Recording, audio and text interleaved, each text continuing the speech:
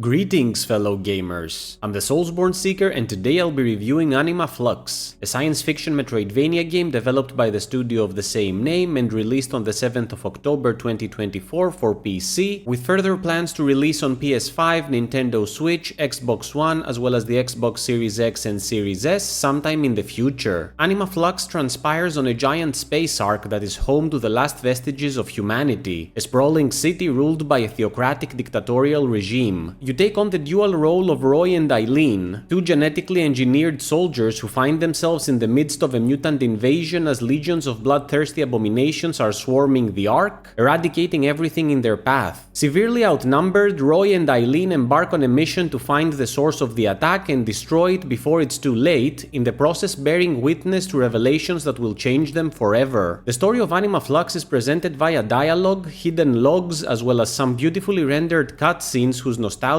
art and animation bring to mind certain science fiction themed cartoons from the 80s and 90s. In fact, the game's overall art style does an excellent job of painting a grim and gritty view of a humankind living across a soulless world of metal and glass, a world that hides a dark underbelly beneath its shiny veneer of progress and efficiency. I thoroughly enjoyed the world building and lore present in Anima Flux, a lot of which was conveyed via visual storytelling that relied on player perception in order to make complete sense of the happenings, though I'll admit I had sort of predicted a few of the twists, but not all of them. I'll also admit that while Eileen and Roy didn't immediately win me over from the start, they slowly grew on me as the tale went on and I found their sometimes comedic banter to be a welcome reprieve from the horrors of their quest. In terms of setting, Anima Flux does a really good job at making you feel like you are traversing an endless city that's both blessed and tainted by technology but also infested by a swarm of biological monstrosities, and features a good number of biomes that correspond to this multi-layered nature, from the imposing ambience of the central lab to the vastness of the residential district, all the way to the claustrophobic ambience of its industrial bowels and the magnificence of the city temple, each one permeated by the fleshy presence of the mutant infestation. Said setting is not only visually impressive but also ripe for exploration, since it is home to both a few interesting discoverables as well as several NPCs that either function as upgrade merchants or quest givers, both of whom are incredibly helpful if you manage to find them. When it comes to discoverables, on a basic level the game offers 3 different collectibles for you to find, those being certain text logs, some glass containers that hold medkits and rage vials, as well as some bigger glass containers full of biomaterial. The text logs offer small snippets of lore that help flesh out the setting and gain a better understanding of its inhabitants and government. Medkits can be used to restore your health and can be traded between characters, though each character can only hold one medkit at a time. Rage vials replenish your rage meter, on which I will expand upon a bit later. Finally, biomaterial is the game's currency and can be obtained either by killing enemies or finding the aforementioned glass containers. When it comes to using said biomaterial, that's where the aforementioned merchant NPCs come into play. While traversing the world of Anima Flux, you will come across a variety of different characters, many of whom will require your assistance in exchange for offering theirs. Their assistance usually corresponds to giving you some sort of items that will help on your mission, with said items actually being upgradable at the cost of biomaterial, hence its necessity. I actually really enjoyed that in-depth approach to item improvement, since it introduced an element of tactics on how to go about your upgrades by having you decide which item to advance first based on your current necessities. Item upgrades range from combat specific, such as improving your armor and weapon damage, to exploration specific, such as upgrading your map to show certain points of interest, and at times can be both. For example, by purchasing certain grenades or arrows that can damage enemies but also destroy breakable debris. I'm glad to say that the game's map is quite efficient and clear to read, but I will also say that I didn't find any way to mark collectibles on it, neither automatically nor manually, which I always consider an issue, though it did at least mark save points, fast travel points and merchants, which was very useful. Speaking of fast traveling, I found the game's system to be both thematically fitting but also a bit frustrating. Essentially, the game uses a system of elevators for the majority of your map traversal, with a few of those elevators leading you to a central hub from which you can take other elevators to reach your desired biome. While I did find said system appropriate for the game's world, its inconvenience came from the fact that each biome only featured one such elevator, and it could be a trek in order to reach it if you wanted to move quickly to a different area, which led to a bit of tedium at times. When it comes to platforming, I can't say I saw anything that impressed me to a significant extent in Anima Flux, which which did make sense since the game's focus was clearly aimed at combat, though there were a couple of acrobatic segments that gave me a brief adrenaline rush, which I found enjoyable. Combat-wise, it's clear that this was meant as the focal point of the game, which is reflected in its fast-paced skirmishes against the mutant horde. As mentioned near the beginning of the review, you'll get to play as two different characters which you can switch between at will, with the one not under your direct control being utilized by the AI, and each one has a very different approach when it comes to dealing with enemies.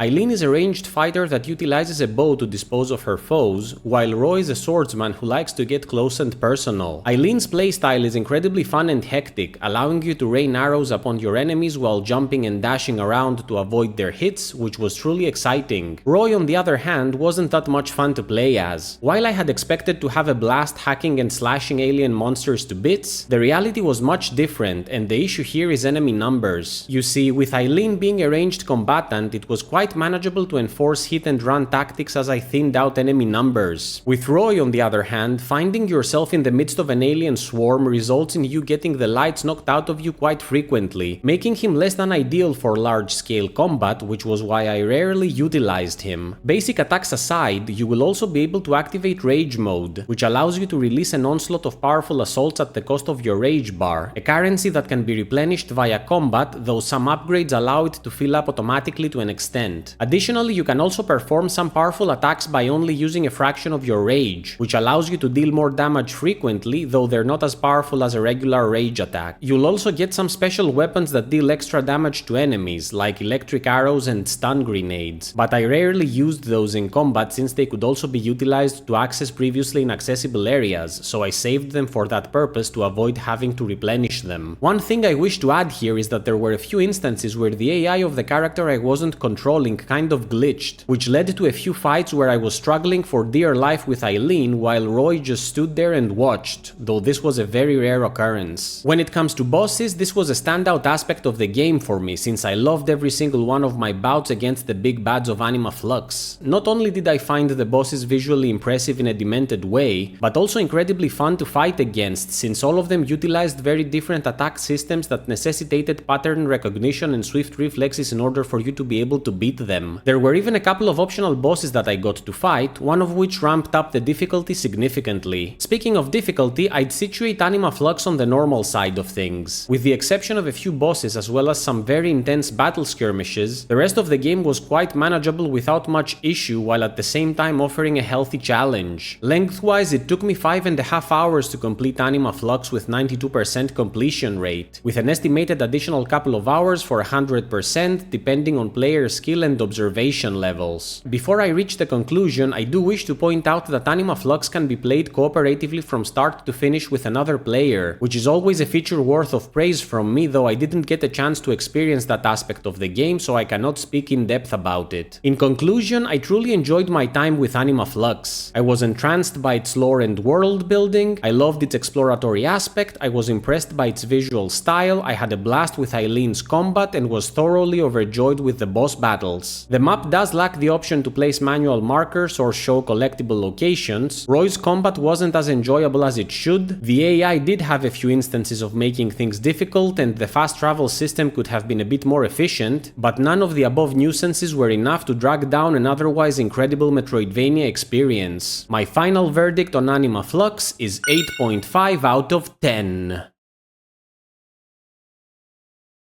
What did you think about Anima Flux? Have you played it yet? Do you agree with the points I mentioned, or do you see things differently? Let me know in the comments below, and please subscribe if you enjoyed this video. As always, thank you so much for watching. Until next time, Soulsborne Seeker out!